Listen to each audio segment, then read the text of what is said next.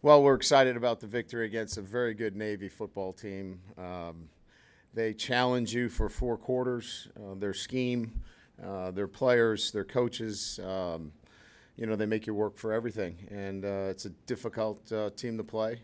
We have a ton of respect for them, not only, for what they represent as an academy, but as a football team. Their scheme is very difficult. I think defensively that's the best the defense that I've faced since I've been here at Notre Dame. And,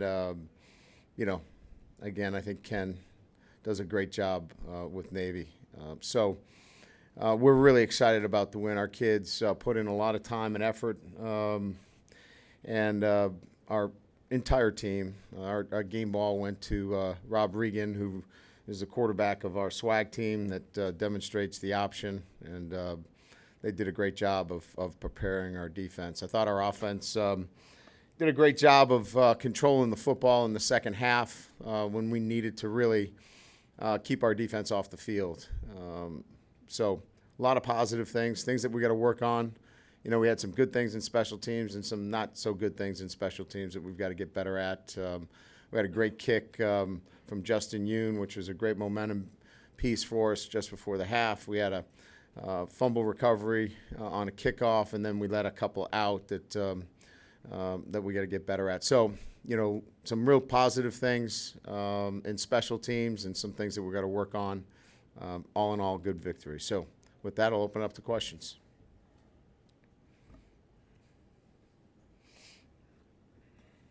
Martini just seems to be built for these games. Can you talk about his performance? Well, he's got a really good understanding of his job, and he's a disciplined player, Eric. So, when we ask him to do his job, he's going to get it done.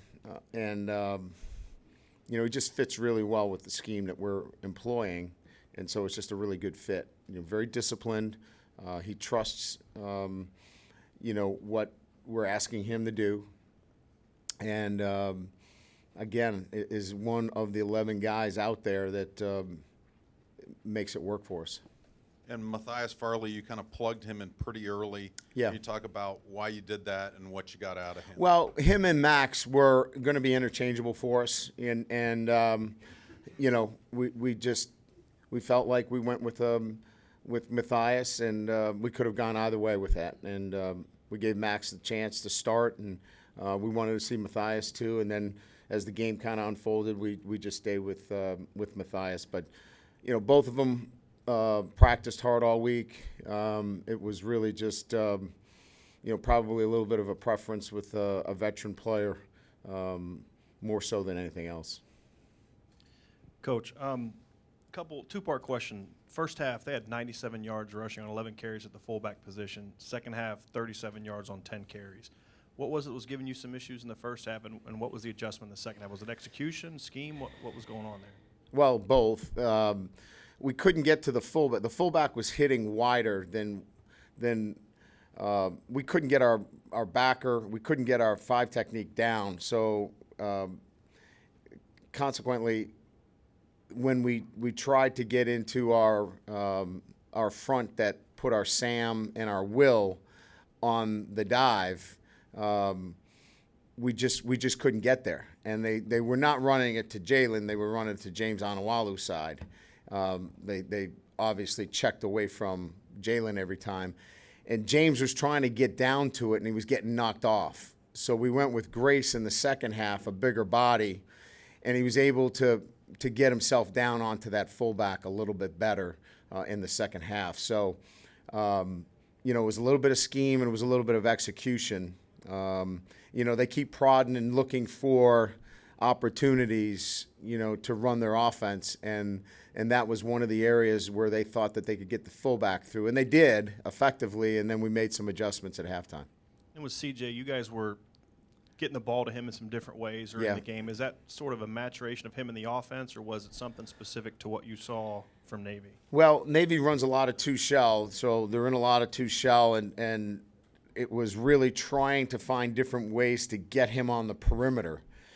And they fire a lot of their edge players. So sometimes it's a matter of trying to build some speed and get him to the perimeter, either by putting a tight end on the edge of your offense or by trying to get some of the handoff sweep action and get him outside of some of that edge pressure. So, again, just trying to get one of our skilled players on the edge of their defense was, part of our plan. So is that the reason you guys been running a lot of the power read with the jet sweeps, a little bit slower developing? Is that kind of the reason you also went to the we shovel? needed, because of their shell, again, we felt like we needed to get the ball out on the perimeter quicker, and then we wanted Kaiser's stats to look a lot better. No, I'm just kidding about that. Coach, their first series offensively, they had success, and Yeah. then after that, you kind of shut them down. How concerned were you with another first series success, and then what did you do to shut them down? Well, it goes kind of to the question that was asked earlier. Their fullback was hitting wider, and we knew that was going to be the thing that we needed to stop. On that particular long run, we just overran the play.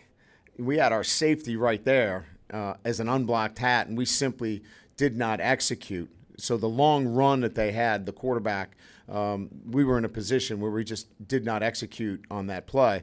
And then they came back, and our corner, they cracked inside. Our corner's supposed to replace on the second play for a touchdown, and just did not, fill the way he should have. So we weren't that concerned on those two plays, other than they scored so quickly, and all right, here we go, off to a poor start. But I thought we responded very well offensively. And I think that response of scoring right away kind of settled everybody down. And with all the reviews, all the long timeouts, how hard is it to get into a rhythm and stay functioning? It was difficult. I don't remember as many reviews as we had today. Some of them seemed to be appropriate, I guess. It would be hard for me to really comment. I'd have to go back and look at each one of them individually. But, boy, it just seemed like a lot of them. And, of course, we've got TV timeouts as well. It just seemed hard to get into a rhythm. Brian, over here, you kind of touched on the momentum you guys got from Justin's field goal to end the first half. What did that do kind of going into the locker room and just the overall tenor of the team at halftime? It wasn't like giddy, we got this thing, I think it was just we were excited that we were able to execute our offense with 23 seconds to go. We threw a draw in there, and my feeling was let's throw a draw in here. If we can pick up a first down, then let's try to run, one of our standard double out cuts and see if we can get this thing close enough that we can get a kick at it. And, CJ hit a nice run in there, what gave us an opportunity to get the kick. So, anytime you can add some points right before the half, it gives you some momentum. But we knew we were in for, 2 more long quarters. Maybe a team that doesn't make a ton of mistakes, but you guys capitalize on both the fumbles. What did that do? Huge possessions. We were able to gain more possessions in this game than any other game that we've played against Navy. I don't know exactly how many possessions we had, but I think we were close to 15 possessions. We normally average 10 possessions against them. So I think those obviously meant a lot in this game. Coach, over here, with Justin Yoons, you just mentioned the kick. How much faith did you have in him from that distance? I know it was the end of the half, but also, how have you seen him kind of figure things out, I guess, as he's gone on here?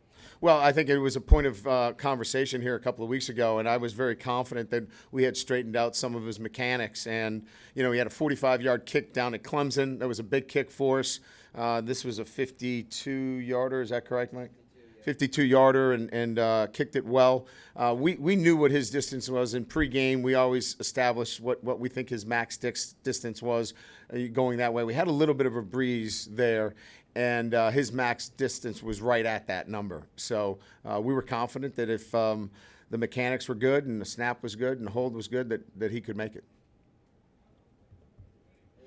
Yeah, Brian, where did you think CJ would be in this role at this point in the season, and has he met or exceeded that so far? Well, I think he's still evolving within that role. Missed a couple of protections today, but I think what I like the most about him is he is in that learning curve, and he's excited about every single day working towards being a better running back. And so here's a guy that's a veteran player that is embracing his position as a freshman, really, and learning about his position every single day. I thought his run late was extraordinary in the sense that we were backed up. He was very patient, waited for his tight end on the kick-out block. That just takes so much patience and trust in an offensive lineman, and for him to show and exhibit that, I just think speaks volumes of the kind of player he is.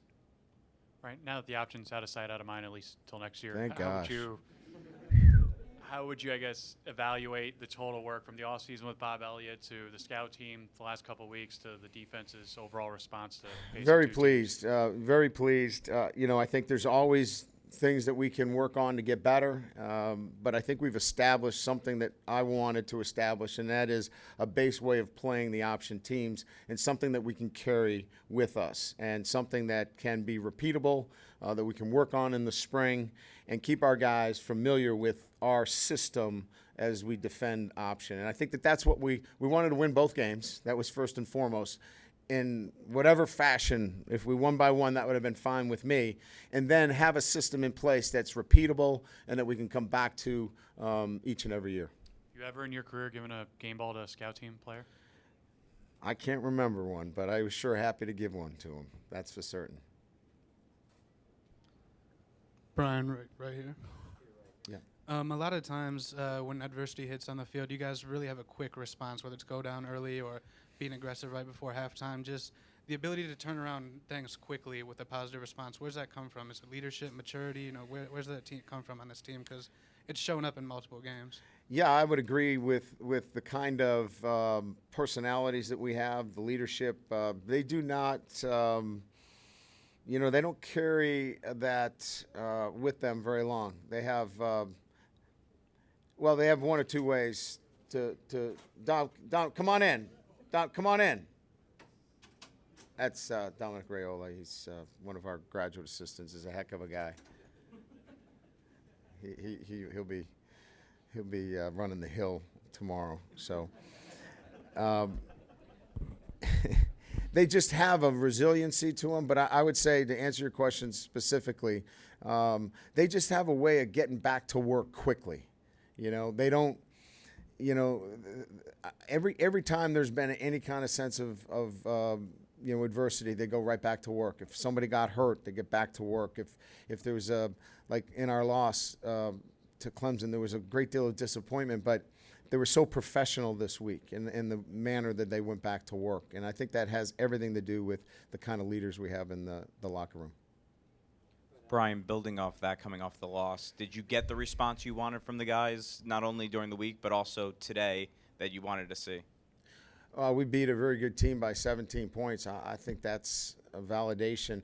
I thought we prepared, and I was saying this to Coach Bob Elliott prior to the game, I thought we had a great week of practice. I thought we prepared very well, and we were just talking back and forth. I said, I don't know what else to do. I was so pleased with the way that they were focused during the week, preparing for Navy, not worrying about anything else. They weren't talking about last week. They weren't talking about USC. They were focused on playing this football team. And that's really all you can ask for as a coach. I thought their focus was outstanding, and it paid off. And going back to CJ, was a game like this important for him confidence-wise after the struggles of last week to kind of bounce back and have another big game? I don't know that he felt like he struggled as much as we struggled collectively at times running the football. But, there were circumstances there that were difficult to run the football. We knew today was going to be a better opportunity to run the football by the way they designed their defense. Thanks, everybody. Good.